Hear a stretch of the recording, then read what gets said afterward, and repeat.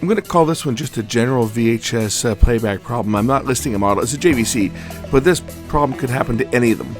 And it's becoming more common as these machines age. We're going to have plastic parts fail. That's what it was on this one, was a little plastic part broke. It didn't take long to find it, but you got to use your eyes to see these ones. Not everything is complicated. Sometimes they're pretty simple, and I found this one pretty quick. Let's check it out.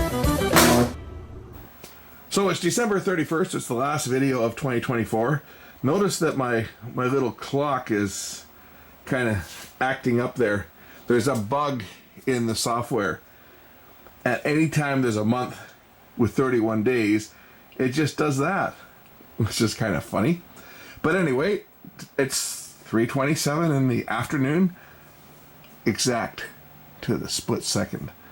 GPS synchronized time. And it's December 31st, and this is the last video of the year. And this is a JVC VCR. This one here, I'm told, does not play back properly, and it does not record. Here's the unit. Let's play a tape.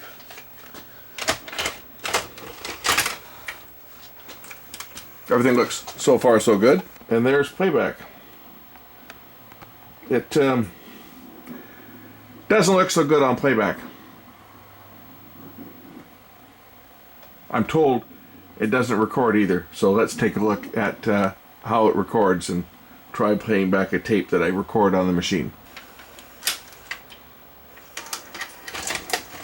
I'm going to record some color bars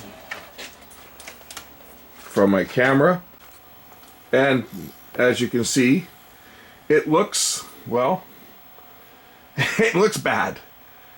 I don't know why anybody would want to record on a machine like this today.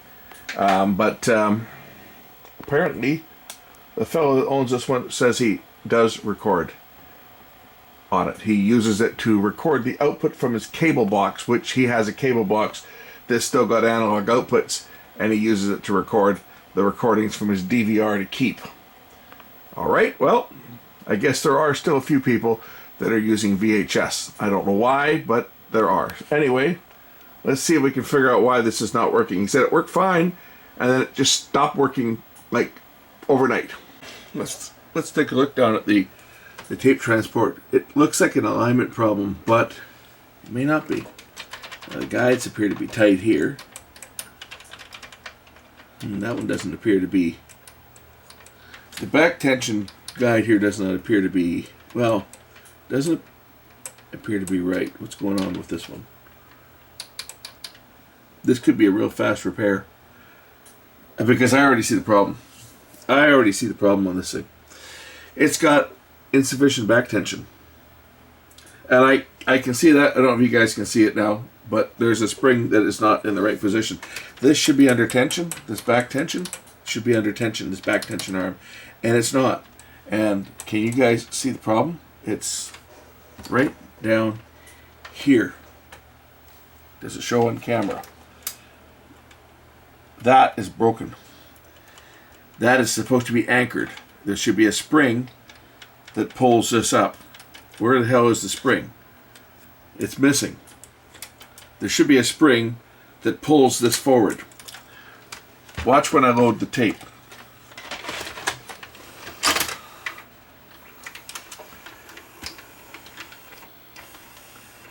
Look at the tape path. Look at how loose the tension is here.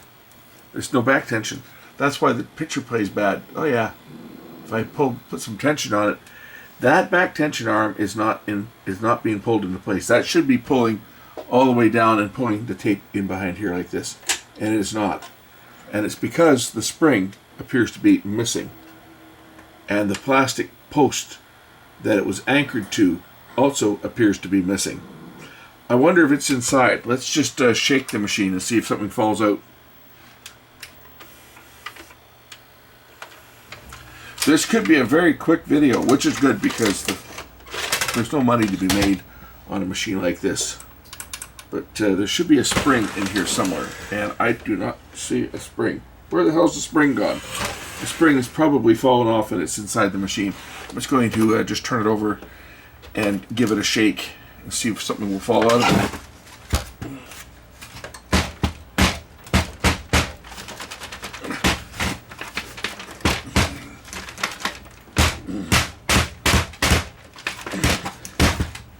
Well, something fell out, all right.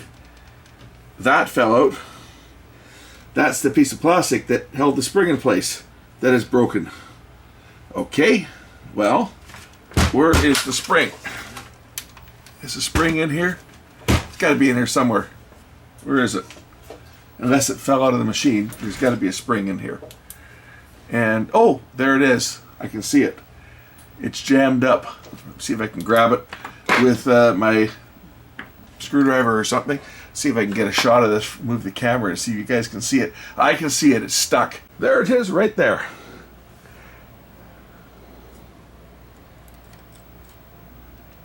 Hello, Mr. Spring.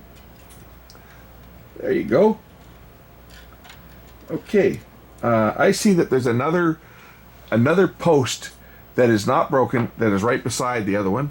It's probably will increase the tension a bit, but I bet it'll work. Of course, I'm referring to that one right there.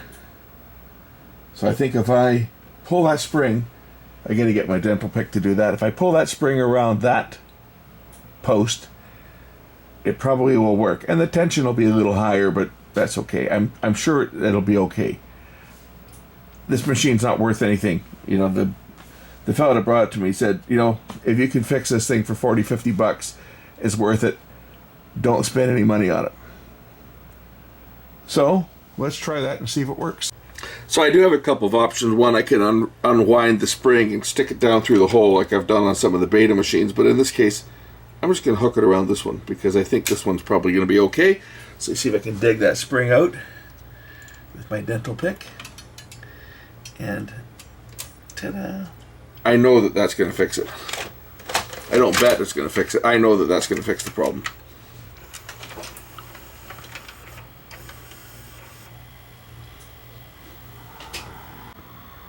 I see a bit of flipping between normal and hi-fi.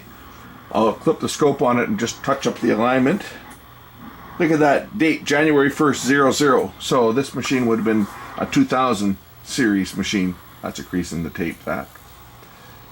Or a bit that got erased, but yeah, it seems to be switching between normal and hi-fi. So let's just touch up the alignment. I have the switch point and the RF connected to the two channels of the scope.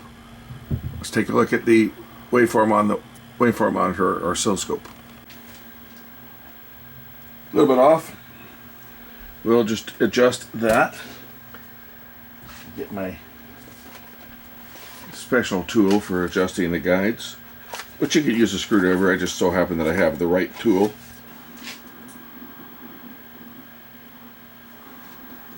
Makes it a little bit easier. I'll try the exit side guide first here and see whether it's that one. It's not. That might not even be a guide, it might be another problem. Let's try the entrance side guide.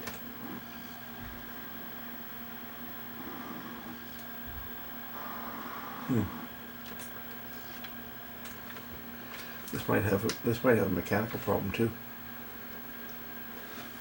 Although it's playing now, I'm still seeing a level disruption here between the two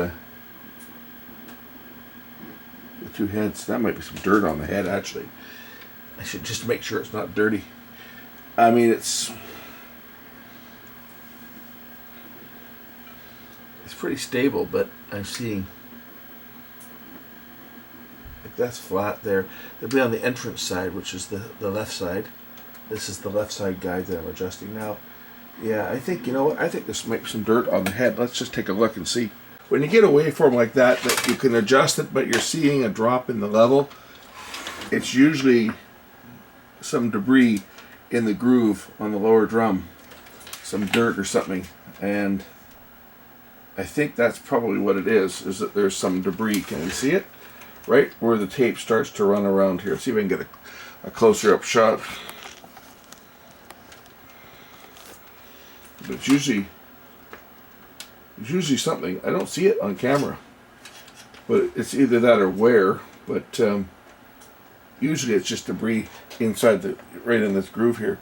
So I'm just going to go and we'll try cleaning it. I'll get a Q-tip and soak it in some alcohol, and we'll clean that lower drum. In particular, the groove. I see a little spot of something over here, but I don't think the tape's in contact at that point. Maybe it is, but I don't think so. But whatever it is, it's on this side of the drum, because the drum rotates this direction. The start of the track is here. This is the top of the pitcher, and the bottom of the pitcher is on the other side.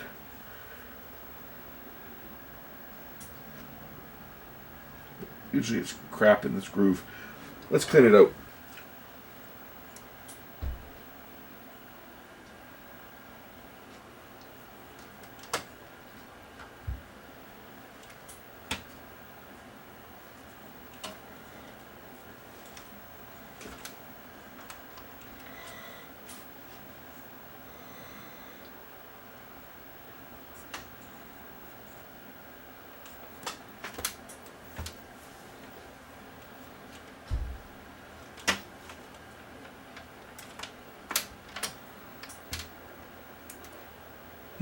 I guess there is a little bit of dirt in there, isn't there?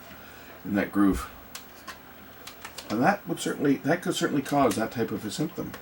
In fact, that's about the only thing that could cause that kind of a symptom, is some dirt in the lower groove here, which is what nobody ever cleans. Right? When you're cleaning heads, most people think, oh, just clean the upper drum. Well, the lower drum gets dirty too.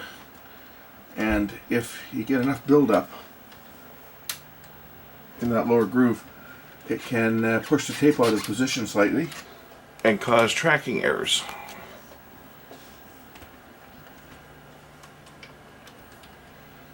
I'll put the tape back in and we'll hook up the scope again, and we'll see whether whether it's any better. I bet it is. We'll clean the upper drum as well with the same Q-tip. I will not be cleaning it in the vicinity of the heads. I've stopped above the heads, but we'll just scrape off any crap that's on here, because I'm sure there is some.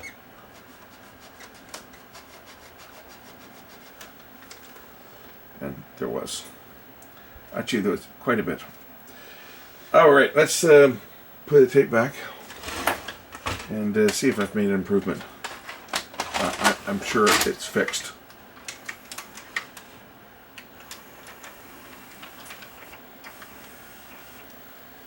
Well, I think that's probably as good as it's going to get. It's playing in hi-fi now.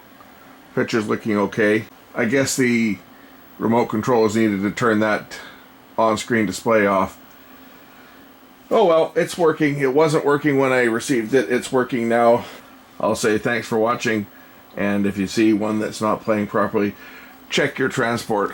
These units now are all getting pretty long in the tooth. And yeah, plastic parts. That's the biggest problem. You get these plastic parts that just, after years of that spring just pulling on that little plastic tooth, there it is there. It just broke off. So that's to be expected, because plastic does get brittle. And after a while it does fail. So there you go. This one's working for now. How long it'll work, I guess that's anyone's guess, but the fellow that owns this can go back to doing what he does with it. And I kept another one out of the landfill for the time being. Thanks for watching. We'll catch you in the next one. Bye.